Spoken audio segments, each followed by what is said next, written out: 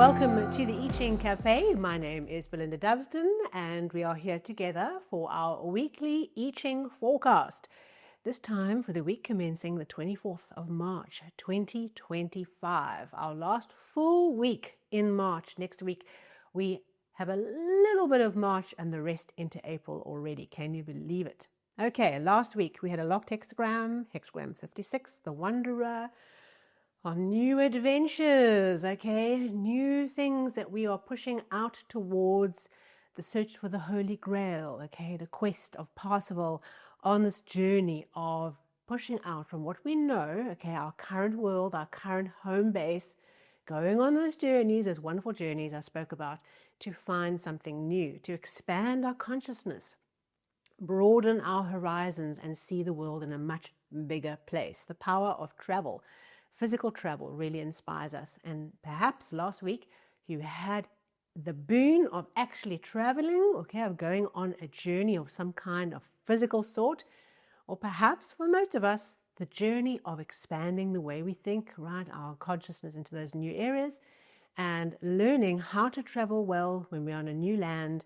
Is not to be arrogant, we are egotistical, but to realize there's a new culture we are in, and our task is to be open to the culture we're in rather than to enforce our culture on someone else.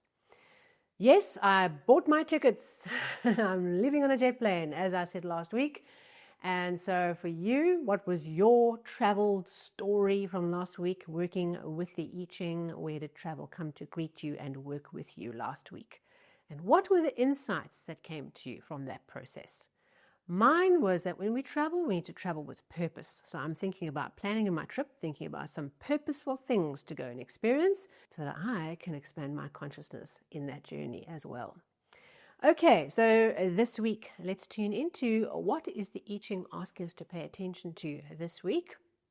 Now, I don't know what the vibes in March are all about, but we have another locked hexagram. So this is the third locked hexagram in March. What does that mean? Okay, so a locked hexagram is one where there were no changing lines cast. Okay, so when I cast the coins, as I do, I ask the question, what should we focus on for the week ahead or for the month ahead?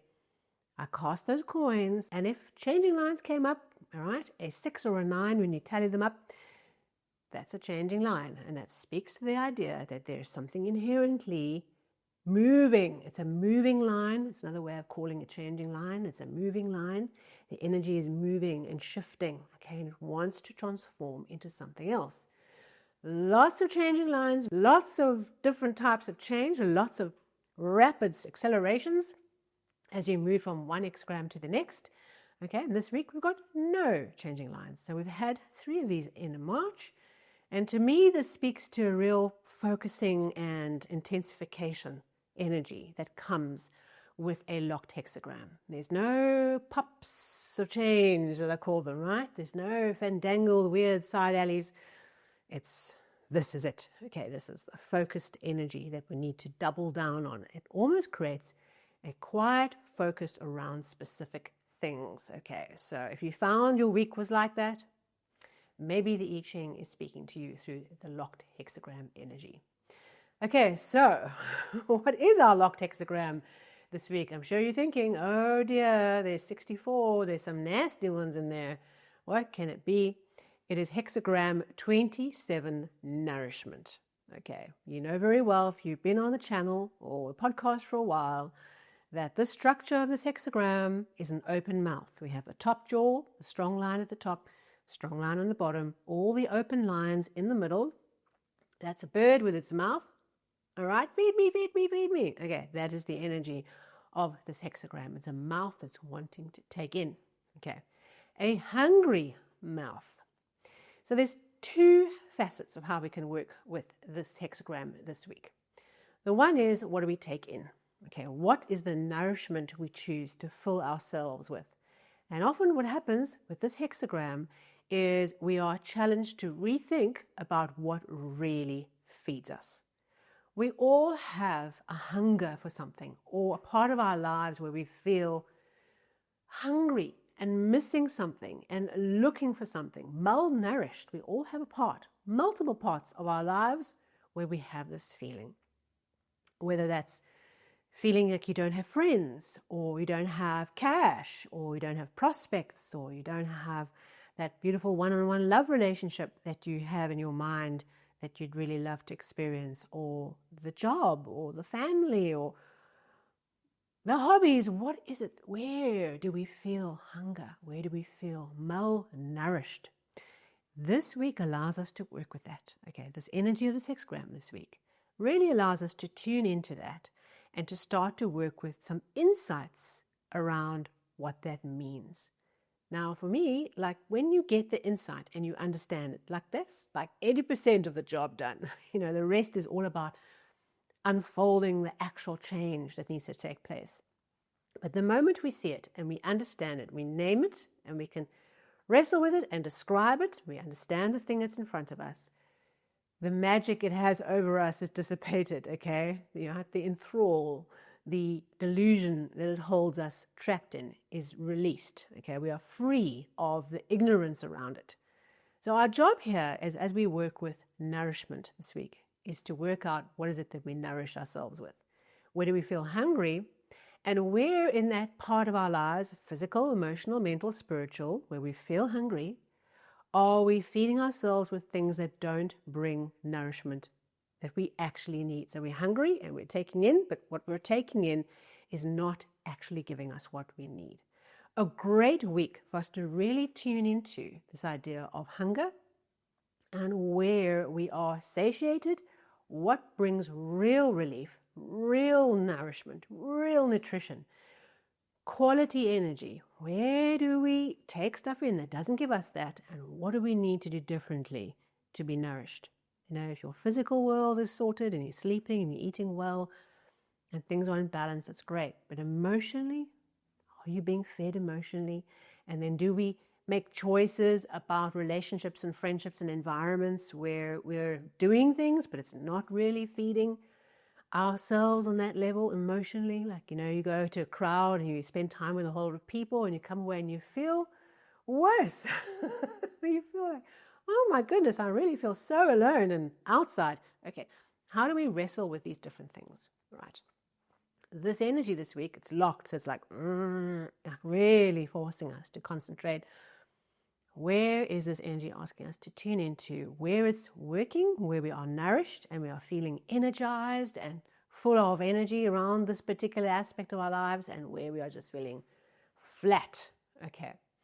And I love the idea of our modern problem of burnout.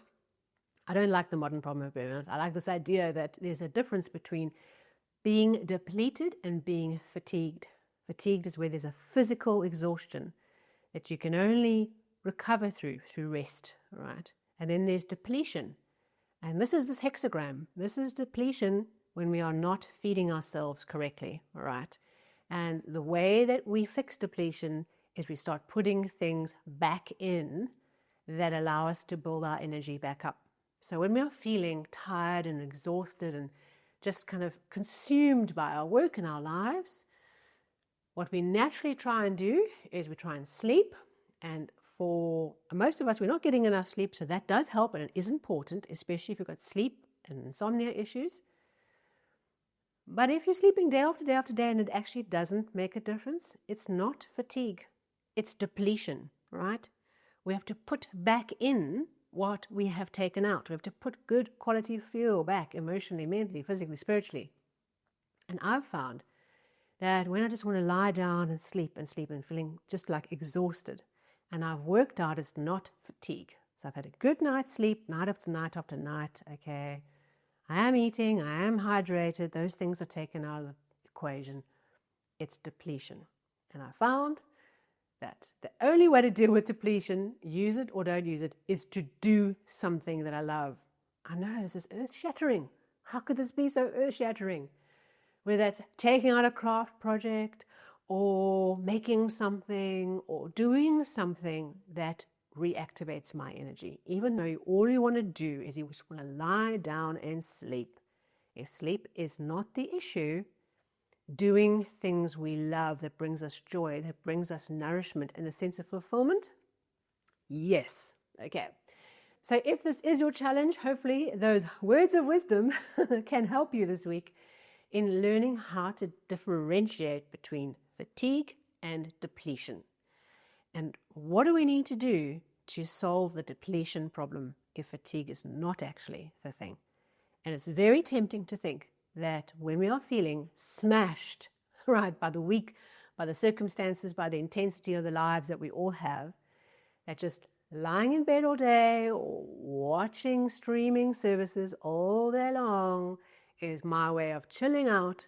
It's not going to necessarily put back in what you need.